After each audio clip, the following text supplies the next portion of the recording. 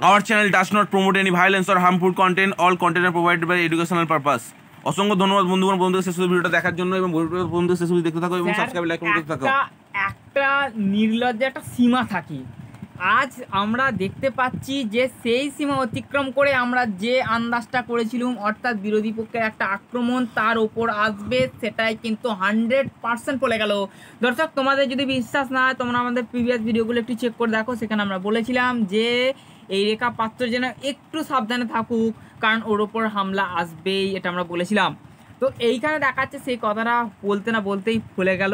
এবং এখানে দেখা যাচ্ছে যে দেবাংশু ভট্টাচার্য, ঠিক আছে, তিনি কিন্তু দেখা যাচ্ছে এই যে মহিলা রেখা পাত্র, যিনি বিজেপির মুখপাত্র হিসেবে এখন মানে উপস্থাপিত হয়েছে, তার সমস্ত ডকুমেন্টস, স্বাস্থ্যসাথী কার্ড থেকে শুরু করে অনেক ডকুমেন্টস কিন্তু সোশ্যাল মিডিয়ায় আপলোড করে দিয়েছে। এবং এর মাধ্যমে কি এটা দেখাতে চাইলো তিনি যে আমরা চাইলে কিন্তু তোমাদের মধ্যে অনেক তথ্য সেগুলো ফাঁস করে দেওয়ার যেমন পারবো, তেমনই তোমাদের কিন্তু আমরা ব্যক্তিগত আক্রমণও তোমাদের আমরা করতে পারি। মানে এটাকে বলতে চাইলো যে তোমাদেরকে তোমাদের শাস্তি করার মতো ক্ষমতা আমাদের আছে, আমাদের জোর আছে, এটা কি দেখাতে চাইলো, এটা কি প্রমাণ করতে চাইলো। এবং এটা বলতে চাইছে মোদ্দা কথা যে আমাদের অর্থাৎ মুখ্যমন্ত্রী, দর্শক হ্যাঁ বলুন স্যার, বলুন স্যার, কি বলছেন? সমস্ত প্রকল্প, লক্ষ্মীর ভান্ডার থেকে শুরু করে সমস্ত যে প্রকল্প হয়, সেই সমস্ত স্বাস্থ্যসাথী কার্ডের প্রকল্প, সেই সমস্ত অ্যাক্টিভেট করা আছে। লক্ষ্মীর ভান্ডার থেকে শুরু করে প্রত্যেকটা প্রকল্পের কথা বলছি স্যার, মানে রূপশ্রী, কন্যাশ্রী, যুবশ্রী থেকে শুরু করে সবকিছু বলুন অ্যাক্টিভেট আছে এই রেখা পাত্রে। বলতে আছে যে আমাদের তোমরা সব টিএমসি তৈরি করা সমস্ত প্রকল্প তোমরা নিচ্ছ, আর নিয়ে তোমরা কি করছো, তোমরা বিজেপির হয়ে গান গাইছো, বিজেপি করছো তোমরা, হ্যাঁ এরকম। তো এইখানে জনগণ একটা প্রশ্ন তুলে ধরছে এবং সমস্ত মিডিয়া যারা রয়েছে তারাও এই প্রশ্নটা তুলে ধরছে যে সরকারি প্রকল্প কোনো ব্যক্তিগত নয়, যে কোনো দলের প্রকল্প মানেই যে এটা শুধুমাত্র দলের লোক পাবে এরকমটা তো নয়। সরকারি প্রকল্প মানে অল অ্যাবভ সবাই পাবে। এখানে একজন খুব ভালো প্রশ্ন করেছে, মানে দর্শক আপনারা যদি বলছি স্যার, আপনারা যদি বক্তব্যটা শেষ হয় আমাকে বলবেন, আমি কিছু বলতে চাই স্যার। অবশ্যই আমি বলবো, অবশ্যই। দেখুন এরপরে কি হচ্ছে না, সেখানে একজন লোক বলছে যে তাহলে যা পাসপোর্ট বলো, যে আধার কার্ড হয়, সেগুলো তো তাহলে কেন্দ্র থেকে দিচ্ছে, তাহলে কেন্দ্রের জিনিস রেখেছে কেন, বন্ধ করে দাও, তোমার পাসপোর্ট তোমার দেওয়া যাবে না। যারা আর কি কেন্দ্র তো বলতে পারে যে আমার পাসপোর্ট তো আমার হয়, মানে যে কোনো ফ্লাইট বলো, ওদিক যা পাসপোর্ট বলো, আধার কার্ড, সেগুলো তো আমার, আমি তাহলে ব্যান করে দিই, ঠিক আছে। তারপরে প্যান কার্ড, সেটা তো আমার হয়, তাহলে আমি বন্ধ করে দিই। তাহলে সেইখানে দেখতে পাওয়া যাচ্ছে এখানে একটা মহামূর্খের মতো কাজ করে ফেললো দেবাংশু ভট্টাচার্য। অবশ্যই তিনি একজন বুদ্ধিজীবী এবং মানে এত বড় ভুল কী করে তিনি করলেন, এবং এরমভাবে ব্যক্তিগত আক্রমণ করার মাধ্যমে কোনোদিন কাউকে দমানো যায় না, এটা আমরা জানি।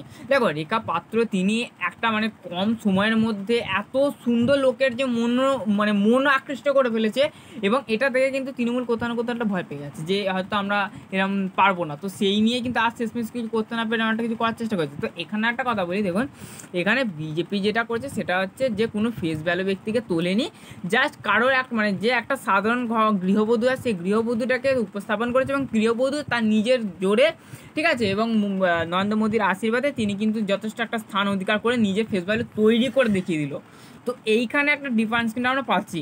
তো এইখানে দাঁড়িয়ে এবার তোমাদেরও কিছু কাজ করতে হবে টিএমসিকে, যে তাদেরও কিছু একটা তুলে ধরতে হবে, এবং তাদেরও একটা ভালো কোনো মানে একে গরিব ফ্যামিলি থেকে কোনো একটা বিলং করে সেরকম কাউকে তুলে ধরে তবেই তোমরা নিজেদের কৃতিত্ব দেখাতে পারো। তো এইখানে ব্যক্তিগতভাবে কাউকে আক্রমণ করে সোশ্যাল মিডিয়া তার ডকুমেন্টস আপলোড করার মাধ্যমে কোনো কিছু হয় না, ঠিক আছে।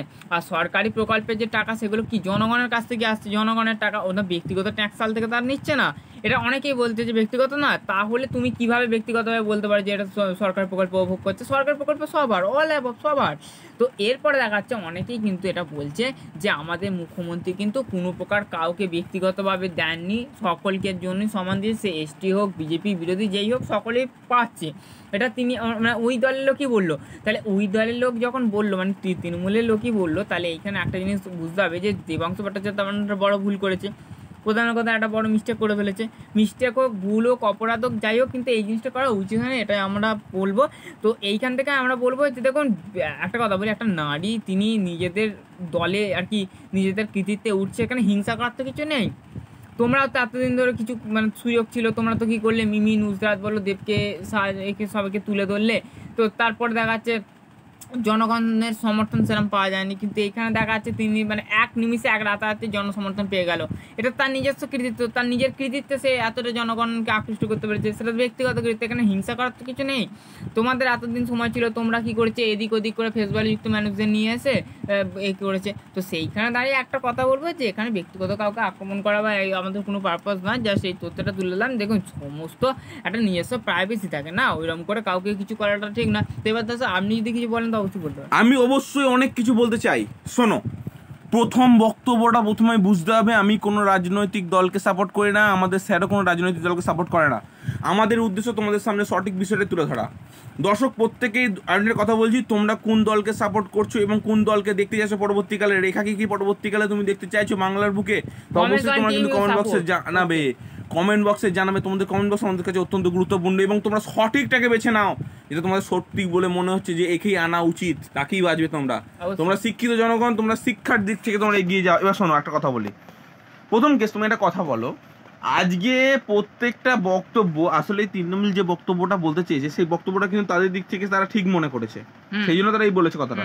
ভালোভাবে বোঝো, বলতে চাইছে তুই আমারই খাবি, আমাকেই লাথি মারবি।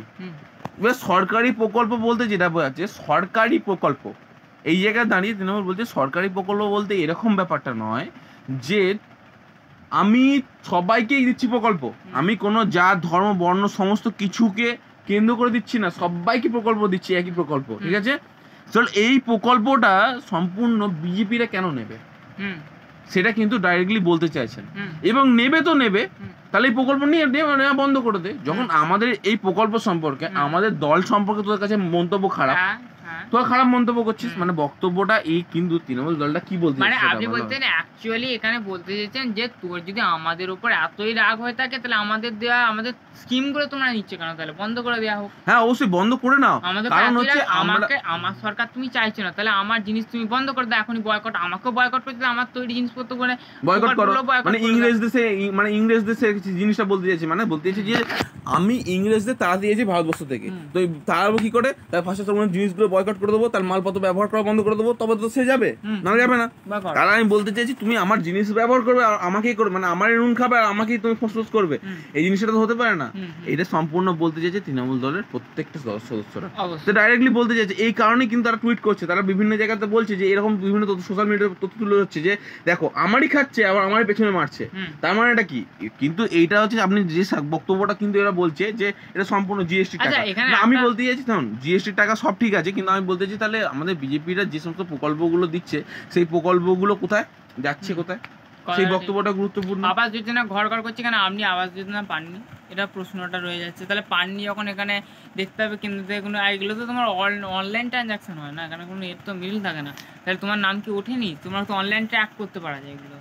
তা আমি একটা বক্তব্য বিষয় হচ্ছে দেখুন, আমি বলতে চাইছি তাহলে আপনি কি কি পেয়েছেন না পেয়েছেন সেটা যেমন একটা গুরুত্বপূর্ণ বিষয়, আপনি কি কি সুবিধা গ্রহণ করেছেন সেটাও গুরুত্বপূর্ণ বিষয়।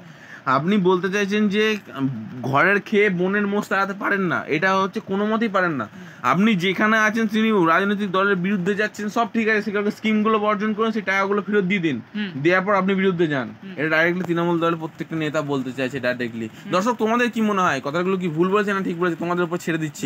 আর তোমরা জ্বালিয়ে তোলো কমেন্ট বক্স, দেখো প্রত্যেকটি মন্তব্য যদি মিথ্যা হয় বা প্রত্যেকটি মন্তব্য যদি তোমার ফালতু মনে হয়, একদম ছ্যাঁচড়া মন্তব্য, তাহলে সেটাও তোমরা কমেন্ট বক্সে জানাও। এবং তোমরা যদি মনে হয় যে রেখা বাবু একদম সঠিক কথা বলেছে, সেটা জানো। কোনো দলকে পার্সোনাল কোনো সমর্থন বা আমরা কোনো কিছুতে নেই, জাস্ট আমরা এর বক্তব্য এবং কি কি যুক্তি সমস্ত আমরা তুলে ধরলাম। এখানে আমাদের প্রতি কোনো রাগ করে লাভ নেই। দেখুন এখানে আমরা জাস্ট একটা ডিসকাশন, একটা আলোচনা সভা বসেছি, যেটা হচ্ছে প্রশ্নমান। তো এবার তোমাদের ডিসিশন নেওয়া যে তোমরা কি বলতে চাচ্ছ, তোমাদের কি মতামত অবশ্যই কমেন্ট বক্সে আমাদের জানাতে হবে। কমেন্ট বক্স ফাঁকা হয়ে যাচ্ছে একটু। অসংখ্য ধন্যবাদ। আমরা খুব তাড়াতাড়ি আমরা নতুন একটা দল তৈরি করবো, যার নাম হচ্ছে ছত্রছায়া সংঘ। তোমরা সব রেডি থাকো, আমরা আসছি। অসংখ্য ধন্যবাদ। পরবর্তী দেখা যাচ্ছে।